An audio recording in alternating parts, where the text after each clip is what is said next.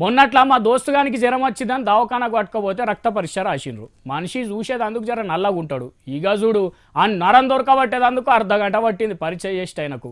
కానీ ఇప్పటి సంది అట్లా కాకుండా కూసోగానే అట్లా సూది ఒడిసి ఇట్లా రక్తం తీస్తారు కావచ్చు. ఎందుకంటే కొత్త మిషన్ ఒకటి వచ్చింది.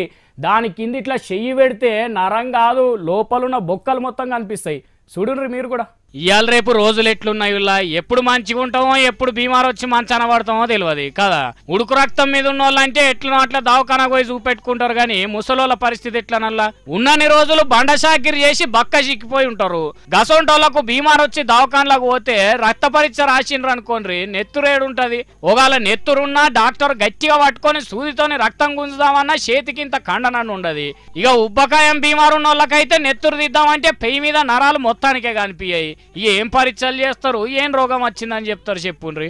అగో గసొంటోళ్ళ కోసమే కావచ్చు బయటి దేశంలో ఒక కొత్త మిషన్ కనిపెట్టిండ్రు. గీ మిషనే ఎట్లా చూపెడుతున్నావో చూస్తున్నారా? చెయ్యి మీద నరాలను అగో గదన్నట్టు ముచ్చట. ఇక ఇప్పుడు డాక్టర్ కరెక్ట్ గా చూసి సూదితోని నెత్తురు గుంజి పరీక్ష చేసి ఏం బీమార్ వచ్చిందో చెప్తాడు. వీజీగా ఉన్నది కదా నరాలను దొరకబట్టుడు. మన తాన కూడా గిసోంటి మిషన్లు ఉంటే ఎంత మంచిగా ఉండో. మరి మన ఇద్దరు చంద్రులు ఈ ఊరును ఆ దేశం చేస్తాం, ఇంకో ఊరును అదేదో దేశం చేస్తాం అంటున్నారు. కానీ గిసోంటి ఏదన్నా మన పబ్లిక్ అక్కడికి వచ్చే వస్తువులు పట్టుకొస్తే ఎంత మంచిగా ఉంటుందో కదా. ఏమో తెచ్చినా తేవచ్చు, చూద్దాం మరి.